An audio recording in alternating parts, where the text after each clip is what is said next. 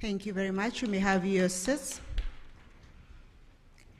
Today is the final day of the National Sports Career Fair and Symposium 2025. We have had 2 amazing days where we have been having different topics to explore diverse career opportunities in sport, and this has been the guiding theme of the 2025 Career Fair. A lot has been taught, we have been learning, and I like putting people into task and also us to be put into task by making sure that whatever that we are teaching you throughout this symposium is something that is going along with the theme, and we are able to get results to our objectives. And I will just kindly and briefly want to remind you of what at the end of the day today, because after the learning in the morning and the mid-morning session, I will want you guys to let us know, have we been able to achieve the following objectives? We will be having a feedback form that will be sent to you people at some time in the course of this learning.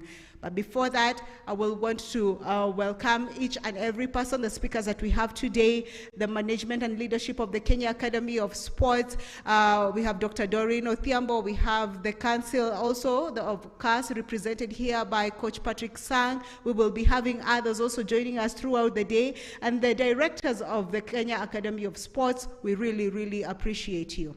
One more thing before I read out their objectives. Again, I will want to call out to you people, if you're up there, and you will kindly, I will request you to join these lower decks. The objectives that we are targeting to achieve at the end of this symposium. First is to create a comprehensive platform that showcases sports as a career of choice and enhance public culture and attitudes towards sports. To promote the sports industry by raising awareness among the industry, about the industry, and attract more talented individuals to pursue a career in sports. Promote networking of sports professionals, gain insight into the sports ecosystem through seminars and experience sharing by the industry as we continue to explore the diverse career opportunities in the world of sport. And to conduct this session for me, I want to invite on stage my fellow journalist, Robinson Okenya from KTN, to guide us through the upcoming session. Karibu.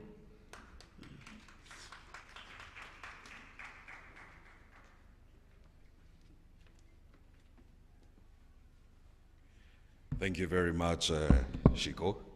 My name is Roka for KTN, and being the 3rd and final day of the National Sports Career Fair and Symposium 2025 will be your driver. And today we have 3 key topics that, of course, we'll get to listen to, and that is entrepreneurship and innovation in sports, as well as the champions blueprint and navigating the industry and the essential skills that are needed. We'll be having a number of speakers here, and we'll also get to listen to people from the industry on what are some of the key issues or key guidelines that we need to navigate the industry well. And to start us off, I want us to begin with navigating the industry and the essential skills that are needed. And I want to invite the first speaker of the day, that is Richard Wanjohi, who's researcher, Africa Sports and Creative Institute, and we'll be talking about career readiness, essentials and professional development paths for sports graduates and higher education pathways. Now, Richard Wanjohi is an accomplished B2B business development professional with over 18 years of experience in market research, sales strategy and lead generation, particularly within the African landscape. He has a proven track record of driving growth and revenue for organizations. Beyond his expertise in business development, Richard is also skilled in communication, PR consulting, business intelligence, market research, and training. Ladies and gentlemen, please put our hands. Let's put our hands together for Richard Wanjohi. Welcome, Richard.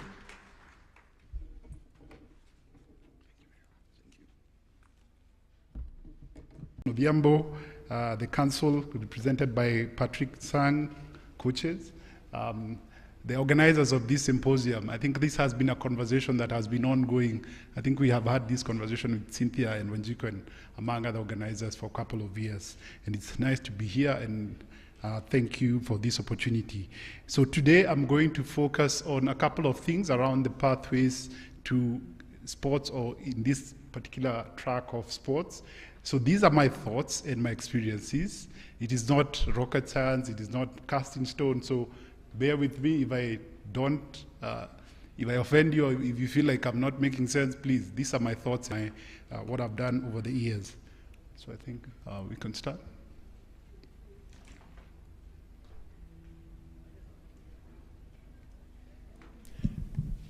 So I decided to title my presentation Empowering the Next Generation of Sports Professionals, because as I've seen from the larger population that we have here, we have students or people who want to be in this space now and maybe in future. So I want to start from what we currently have going into the future.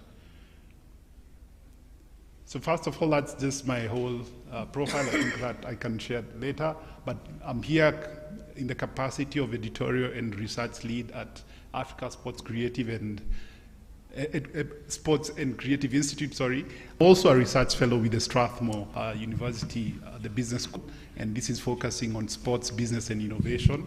And this is because we have seen the pathways that are working towards sports science and around sports, so we are trying to develop something in that space. I've also done a couple of articles or written in the last 20 years from different publications, including The Elephant, Marketing Africa, among many others. I'm currently also working on a couple of case studies. There's the first one that we did there with the Africa Sports and Creative Institute on ENDA. So let me focus on what this space is all about. So first of all, with the numbers. Across the world and across what we have seen in the last couple of years, sports industry is currently at about 417 billion. And this is research done by A.T. Kearney. It's an United States organization, but also covers the globe. And what does this tell us? Is that there is opportunity in this space, and this is looking at different opportunities, first of all, from playing, both as a player, as a coach, or also supporting the team, because if you look at the whole ecosystem, especially for team sports, there's a whole ecosystem that supports the playing unit. Then also looking at the opportunities, and I think this was alluded by the speakers yesterday, we have the media, we have management, we have technology, we have analytics, and more so right now what we are seeing with esports, influencers around this sports space and sports economics. This is just a snapshot of what is there in this space. That what does that mean for us? It means that there are opportunities and there are careers that you can build in this space. So what are we looking at if you're, for example, looking to be a person or someone working in this space? So from an academic background, so first of all is looking at the focus in sports science, because that is what is already existing within the ecosystem. There's physical education, there's business courses, media, among others. And what are the skills that you need to acquire? This looks at teamwork, working within a team, leadership skills, research, because that, as you have seen, is something that you have to do continually, then communication. And what are the career goals? So for example, if we look at the coaching opportunity, beyond your playing days, beyond your, the shelf life that you'll have of pushing this career, what are you going to do beyond your career? So you're able to get into coaching, you can become a media analyst, you can get into management, performance analysis, which has become very big, as we have seen, especially both in team sports and individual sports. And you can also become a researcher like myself.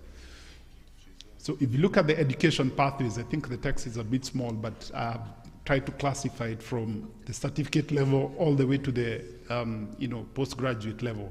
So if you look at certificate level, currently what we have within the different institutions, especially in public institutions, we have a university in Egypt, we have a university in Senegal, I forget the name, and currently we are also working towards having a university offering this in Kenya. The next one is graduate courses, because what has happened, because of the current revision of the curriculum, we are seeing universities revising their, what they're offering within the universities.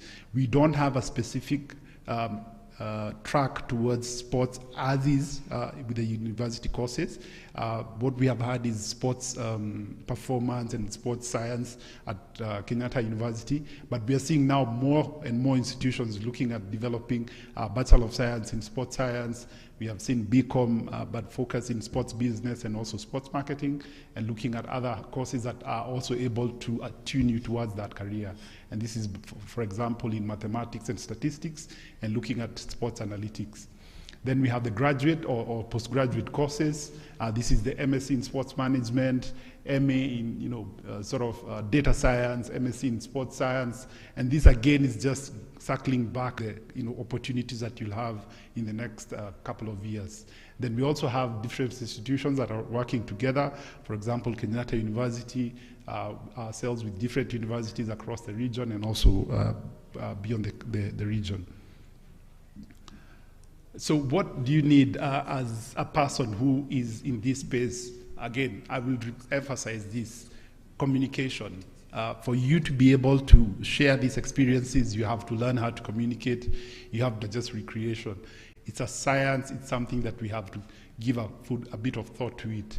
We also have to adapt because we have seen the global trends that have emerged, and we have to play at the global stage. So what are the competencies that you have to look at? Industry knowledge, event planning, ethics, among other things that capture these competencies. And again, I re-emphasize, and I think this was also put yesterday, digital tools. This is a space that you have to be very adept with digital tools. So from your social media platforms, how agile are you to adapt to these social media skills? How is your social media platform? How is your online presence? And again, also looking at the analytical tools. So for example, Excel, which is a very basic way of doing analysis, but also more advanced skills like Power BI. Then looking at opportunities. Now you're done with the whole certification or study. How do you then push yourself? So for example, you can get into internships, and I've seen a lot of interns in this particular event. This is how you push yourself from just being able to study, but getting to a place where you're actually practicing what you have learned. I remember back in my college days, we started off by being players within the team. I remember I've seen a couple of my friends here who are referees when we were playing back in the day, Karibu Ref.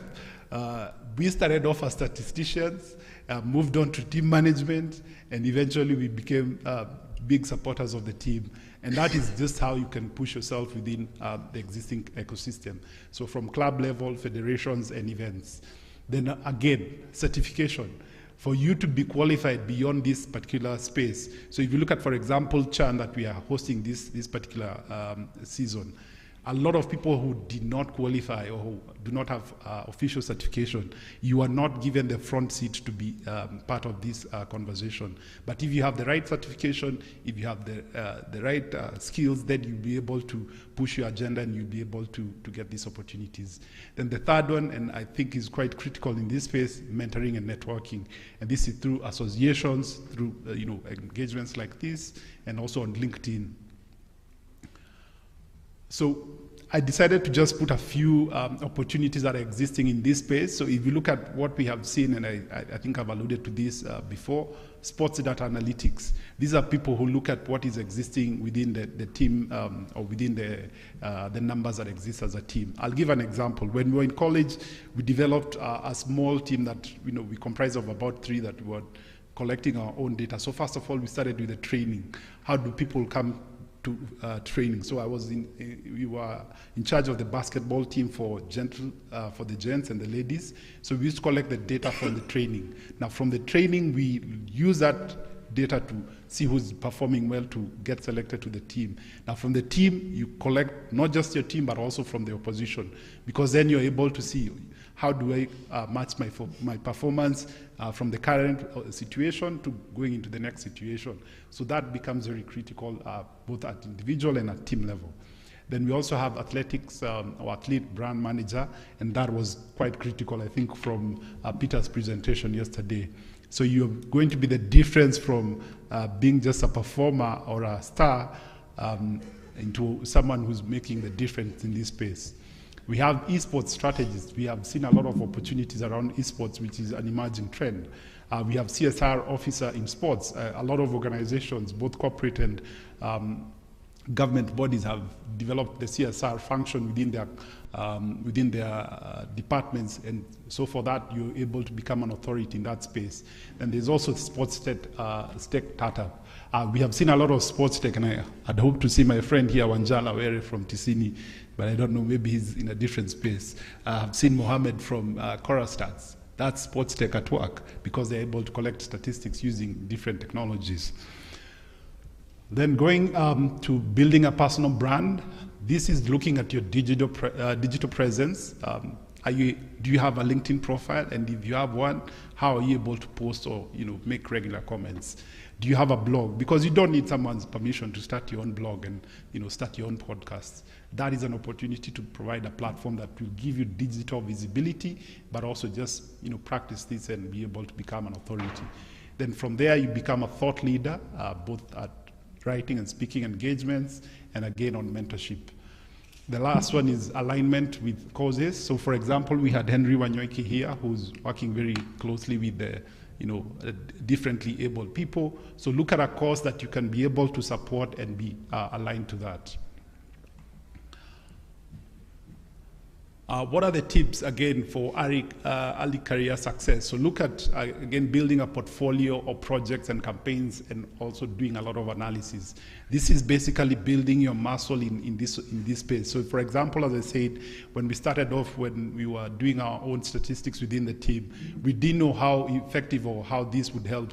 And within 2 years, we were able to bridge our performance from just a normal team performing within the universities and colleges league to qualifying for the National Premier League, which was quite an achievement back then when we were doing this. And that is something that, if you start pushing yourself as an individual, you're able to do.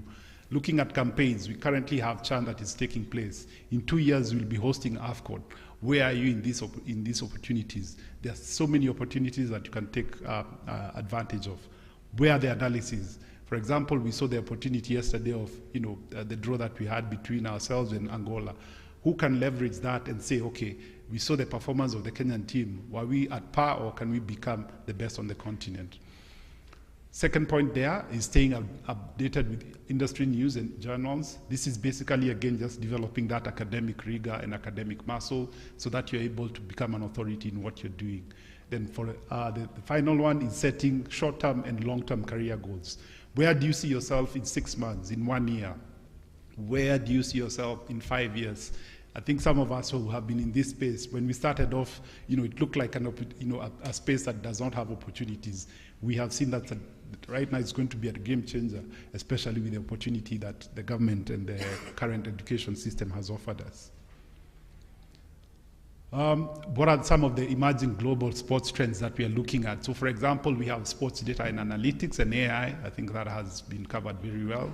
We have sustainability and green sports. These are opportunities around, climate change, what the impact of sports in these spaces. We have seen the boom in women's sports, and that comes very close home, because if you look at our trend in the last 3 to 5 Olympic Games, our women have outperformed the men almost by 2 to 3 medals. And that is an opportunity that we can look at for other team sports. So for example, in football, basketball, volleyball, we have seen that boom in women's sports. What's the social impact of sports? There's also the merging of sports and wellness. I think post-COVID 2020, we have seen a lot of integration of wellness within organizations, within the country and within the region. So a lot of people taking up running, taking up recreational activities, so from cycling, hiking, all those opportunities. That is still a bridge to sports, because what do they wear? They have to wear sportswear. They have to wear something that is comfortable with them. So those are opportunities that you can look out for.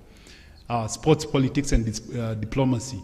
If you have seen what has happened with CHAN, I think that's, I don't need to explain much further. We have seen how sports can unify a country and can unify a nation. We are looking at the African soft power in global sports. Anytime we have African performances or African teams representing us on the global scene, we always bring some verve or some energy into the games, and that's something that we need to use to advantage. Then working across cultures and borders. Again, as we have seen with Chan, we are representing, and this is the first time Chan is having 3 nations hosting. We previously had single nation hosting, and that's something I think we are going to look forward to. How do you work across borders? How do you work across different cultures? And how are you able to adapt this? Then these are some of the success stories that I was able to outline. This is not cast in stone again. I'm just giving examples of people who have been in this space.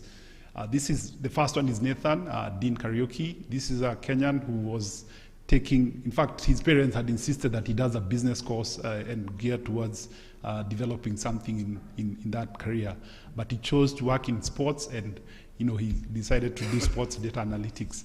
He's currently working with a top English Premier League club as their head of data analysis, and that's an opportunity right there. The second one is a Ghanaian sports analyst, my good friend Al Smith. He's been in the journalist space, but also a very vibrant analyst who's working with different global brands. The final one there is Navalaya Usembo. I think for those who know ENDA and athletics, she was one of the co-founders of ENDA. She was able to develop local sports apparel that has been able to match the best in the world. And currently she's one of the ambassadors for ON, having sold her share within ENDA Athletics. These are just some of the success stories. There are many that I could have put. I'm just showing you that there is an opportunity, current and also in future, in this space. Then the final one there, I wanted to focus on this. This is a study that we are currently doing at the Africa Sports and Creative Institute. We are calling it the Road to 5. So this is a study that we are looking at changing the narrative around sports. So currently, if you look at the contribution of sports across the continent, so let me start with the global scene. Across the world, the current contribution of sports to the GDP is 3 to 5%. If you look at the African context, then it's lower than that, and it's currently between 1 to 2. If you go on the higher side, 3%. So we want to change that narrative and say, how can we make sports have a bigger impact across the GDP? And we have seen with the example of Chan, because of just hosting one major tournament for a month, we have seen a lot of infrastructure development. We have seen the change in hospitality. A lot of hotels are able to work around and accommodate the numbers. We have seen the change in logistics, from transition from one place to the next. We have seen the changes in travel. A lot of this support the GDP and the economic activity within the ecosystem. So what we are saying is that this is a study that we are going to do across 4 African countries as a start. Then we measure the impact of that and how then the government and private sector can make an intervention into sports and what investments then they can put. I'll share this, I think, with the Kenya Academy of Sports team, and you'll be able to help us in this particular study. My final thoughts around this space is that the sports industry is reaching with opportunity. I've been able to tabulate that, and there are many other opportunities that have been not addressed in this particular study. No fixed path. Be curious, be bold, and be proactive. In almost 80% of what I've done in this space, I've always sought organizations or individuals working in this space. So it's not for organizations to look for you, it's for you to look for the organization. Then for me, and I always say this, sports is more than a game. It's a career platform and a change agent. And that's it. Thank you very much. Thank you very much, Richard Wanjoy. One more time, let's give him a clap. So I know you have lots of questions, and before you ask, Richard, I want to ask 2 quick questions. First, you spoke about, the importance of digital tools, and my question is, why is it that we are not utilizing these digital tools often? Why is it that we are not doing so? That is the first question. And the second question is, you spoke about mentorship and networking, which you said are also very essential. Why is it that we are not exploiting that space? Those are the 2 questions before we take other questions from the members of the hall. Okay. Thank you very much, Robinson. So I'll start with a case study or sort of an example that I had back in the day. In 2012, during the London Olympics, I remember it was an opportunity that we had as Kenya where David Rudisha was going to race in the 800 meters, and for some odd reason I felt that he was going to break the world record. I remember we had a conversation. I was working with the Bloggers Association of Kenya then, and we tried to work with the National Olympics Committee to organize for some of these athletes to have digital platforms or social media platforms. So we had looked at training them on Twitter, use of Twitter, use of Instagram, a couple of other platforms. So unfortunately, that was not done within that space. But what I'm trying to say is that there has been efforts or opportunities that we can take advantage of. So for example, as we were having this conversation yesterday with Coach Patrick Sang. He's an experienced coach for the last many years. He's a former Olympian as well. So why can't we feed on some of his wisdom in the couple of years that he's had? So what we have not done, first of all, as business or as businesses, we've not been able to propagate or push these athletes to be able to see the value in having these platforms. We have seen other, examples, for example, in more advanced economies. Your Usain Bolts, your Noah Lyles, these athletes know the worth of having a digital platform, because then that is one of your easiest way to reach your masses, but also an opportunity to be able to share with the masses beyond your playing careers. So we can change this narrative by looking at opportunities of training our athletes right from the time they're youth athletes or youth players all the way to the time that they get into the mainstream, because then we'll be able to track your progress. And I think we have an example of Ferdinand Omanyala, who's been able to use his platforms very, very well and effectively. So mentorship and networking. So mentorship is, we always think like it's a big word that, you have to have a very formal structure of doing these things, but it's as simple as taking your students and, allowing them to learn what you're doing on a daily basis. Currently where I'm sitting, I have two people who, reached out to me and they told me this is what we want to do with what you're doing. So I told them, you can help me with this part of research and this is how I'll guide you. So that is already mentorship. So it's for us to see those opportunities, and you don't have to pay them. You don't have to, give them anything extra. It's just giving them that guidance and opportunity to be able to push themselves from beyond their comfort zone. Then networking. This is an example of a networking event, because you come here, you meet players in this space. I mean, in the last 2 days, I've already met 2 or 3 people that I've always looked for, but I found in this particular forum. So it's for you to be able to push yourself and attend such forums. Yep. Thanks. Thank you. Thank you very much, Richard. So we take questions from, of course, the audience. Any question? Yeah. Yes, one there, but let me begin with Barry. Thank you, Richard, for a very insightful presentation. My question directly to you is the place of emerging technology like artificial intelligence. How do you think we can leverage on AI to fill the gaps and create more demand? Thank you.